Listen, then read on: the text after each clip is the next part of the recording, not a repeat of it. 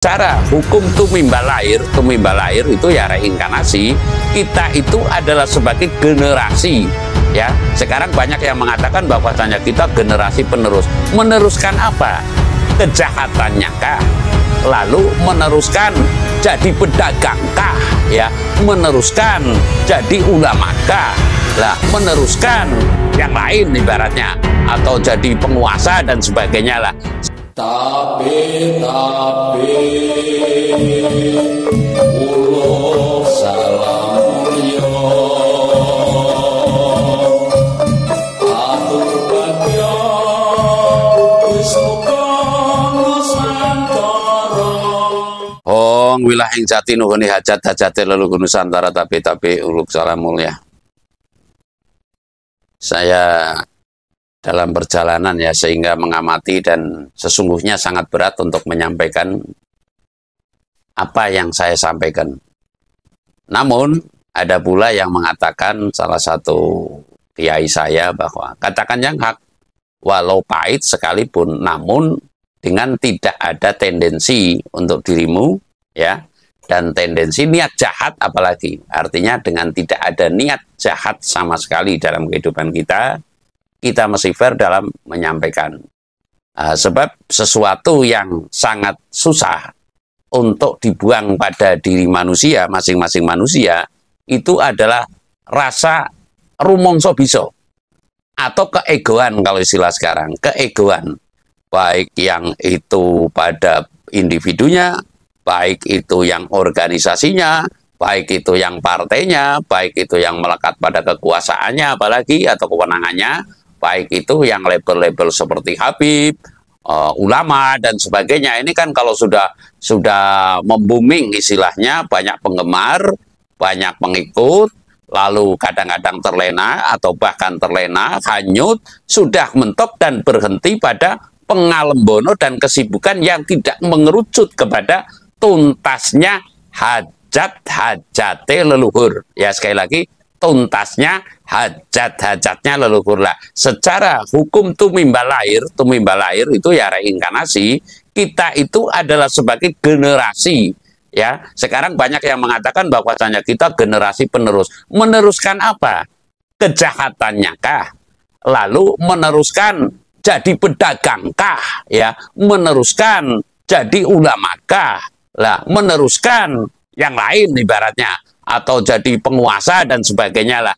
Sesungguhnya generasi penerus itu adalah untuk menuntaskan hajat leluhur yang belum tuntas, dan lalu kita siap menuntaskan. Umpamanya berdirinya negara Republik Indonesia, negara kesatuan Republik Indonesia sementara, ya, nama sementara kalau istilah Kiai Jember, Kiai Abdul Aziz, ya. Kiai Abdul Aziz itu nama sementara, Negara Kesatuan Republik Indonesia, yang dulunya Nusantara ini bernama Majapahit, yang dulunya Nusantara ini bernama Sriwijaya, yang dulunya bernama Mataram umpamanya. Lah, ini merupakan generasi penerus yang semestinya meneruskan hajat-hajati leluhur Nusantara. Semestinya demikian.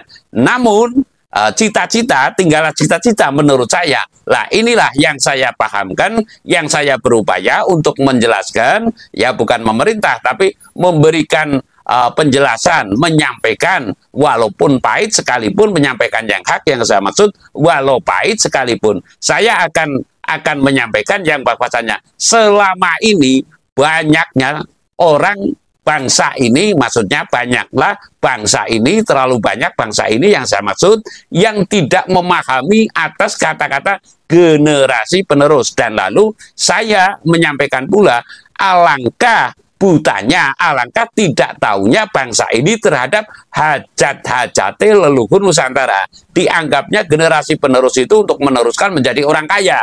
Diharapkan mungkin ya generasi penerus itu dianggap sebagai penerus menghafal sebuah buku, ya, saya nggak mengatakan kitab, menghafal sebuah buku untuk yang kesekian ayat umpamanya bisa hafal, dan lalu nanti menghafalkan lagi, nanti kalau nggak hafal mungkin tidak masuk surga umpamanya. Lah, ini adalah di antara yang patut saya kritisi, yang saya maksud bahwa kita sesungguhnya generasi penerus itu adalah meneruskan hajat-hajatnya leluhur Nusantara. Saya akan menyampaikan tidaklah harus terang-terangan yang saya maksud. Tidaklah itu habibnya, tidaklah itu ulamanya, tidaklah itu pendetanya, tidaklah itu pemangkunya, atau bikunya, atau bantenya ya. Saya meyakini tidaklah itu Pak Prabowo dan Gibran Rakabuming ya. Pak Prabowo dan Mas Gibran Rakabuming ya. Ini saya meyakini, saya boleh yakin, belum tahu atas hajat-hajatnya leluhur Nusantara. Lah, bagaimana? Ulamanya tidak tahu, Habibnya tidak tahu. Pantas saja Kiai Imad apa siapa itu yang dari Banten lalu melawan dengan Habib. Lah ini kelihatannya kan tidak mensejuki suasana, namun membuat kopior suasana. Ya sekali lagi, membuat kopior suasana. Dan lalu lagi sekarang pilsung, pemilihan langsung, manakala Pak Prabowo tidak ke A, ke B, ke C, nanti tentunya masyarakat nggak pilih. Hanya sibuk mencari simpati bagaimana bisa terpilih. Kan seperti itu. Untuk menggali hajat-hajat leluhur Nusantara, niscaya apalagi Mas Gibran Rakabuming ya, ibaratnya anak kemarin sore, tentunya belum nyampe. Pak Prabowo sendiri yang sudah 70 sekian tahun, niscaya belum sempat untuk bagaimana ini yang dimaksud dengan hajat-hajat leluhur Nusantara. Nah, saya menyampaikan ini adalah berdasar dari tahun 94 saya meninggalkan rumah ya, sekali lagi dari tahun 94 saya meninggalkan rumah dan lalu hidup ngayam bono atau ngayam malas ya, lelono larat dan sepi, ngisep sepuh ing supono mrih pono pranawing kapti. Hajat-hajat leluhur Nusantara yang saya terima, yang dikarenakan saya tidak ada akses yang ke sana, mungkin karena sekarang adalah the money is God number 2. Uang itu adalah Tuhan yang kedua ibaratnya. Dan lalu zaman sekarang itu manakala tidak berpenampilan yang megah mewah, niscaya itu adalah tidak kategori orang yang berbobot penilaian orang sekarang. Saya tidak ada akses ke sana lah. Padahal Pak Prabowo saya yakin, ulama pun saya yakin tidak tahu, apalagi Habib ya, tidak tahu hajat-hajatnya leluhur Nusantara yang semestinya membangun ideal pemukiman umpamanya. Membangun ideal pemukiman ini hajatnya leluhur Nusantara adalah jangan sampai ada gelandangan asli Indonesia. Artinya lahir di Indonesia, tuna tanah, tuna rumah. Lah, semestinya ulama dan umaro kalau istilah kiai saya itu, atau para pejabat ya, dan para pemuka agama ini memikirkan ini jangan sampai ada gelandangan asli Indonesia. Tidak ada istilah tuna rumah dan tuna rumah alias tidak ada gelandangan.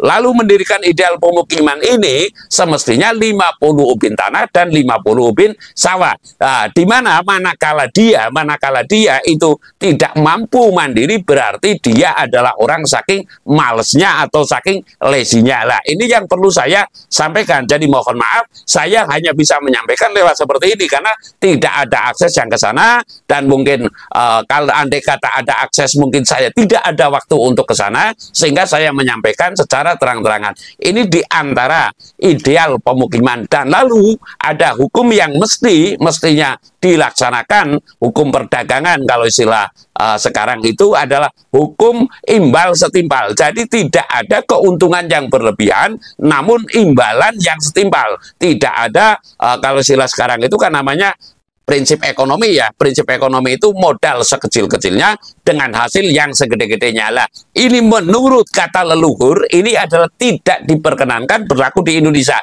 Lah, adakah yang mau menapakkan ini semua, yang mau menerapkan ini semua di bumi Nusantara? Dan saya menggali dan demi Tuhanku, untuk uluk salam Nusantara saja, hong wilaheng jati nuhoni hajat-hajat leluhur Nusantara, tabe uluk salam mulia, ini tentu akan sangat susah saya mengakses, kecuali nanti sudah saatnya mungkin saya bertemu dengan Ratu Adil yang sejati, mungkin dia mengiyakan dan dia tidak segan-segannya akan menyampaikan yang demikian. Jadi saya yakin Indonesia ini masih tong-tong delek kopong ya, ibaratnya tong-tong delek kopong ini ya masih jauh dari harapan masyarakat yang kemakripah loh jinawi kertoto turaharjo, karena ketidaktahuan para pemuka agama dan para pejabat, termasuk saya meyakini ya, kalau pemimpin Indonesia yang agak tahu hajatnya leluhur Nusantara, walaupun belum persis, pertama adalah Bung Karno, kedua adalah Pak Harto. Lah, yang kesini saya yakin sama sekali tidak memahami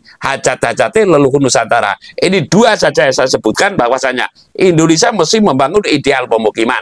Indonesia mesti mengadakan hukum perdagangan, yaitu hukum imbal setimbal. Tidak ada orang yang berlebihan, umpamanya nasi telur di kota harga 5.000, di desa pun 5.000. Lah ini imbal setimbal, tidak ada nasi telur seperti saya makan kemarin ya sampai habis 1/4 juta. Ini kan menggunakan kesempatan dan tidak mungkin saya menampik ya, tidak mungkin saya menampik, mungkin karena dia sedang ada kebutuhan dan sebagainya. Ini semestinya kena undang-undang seumpama demikian. Jadi saya meyakini tidaklah itu Habibnya, tidaklah itu ulamanya atau pemuka agama lain, tidaklah itu Prabowo, tidaklah itu Mas Gibran. Saya yakin masih jauh daripada mewujudkan kemah ripah lojinawi yang dikarenakan tidak memahami, tidak dan apalagi melaksanakan, tahu saja belum atas hajat-hajatnya leluhur Nusantara. Saya rasa demikian. Terima kasih.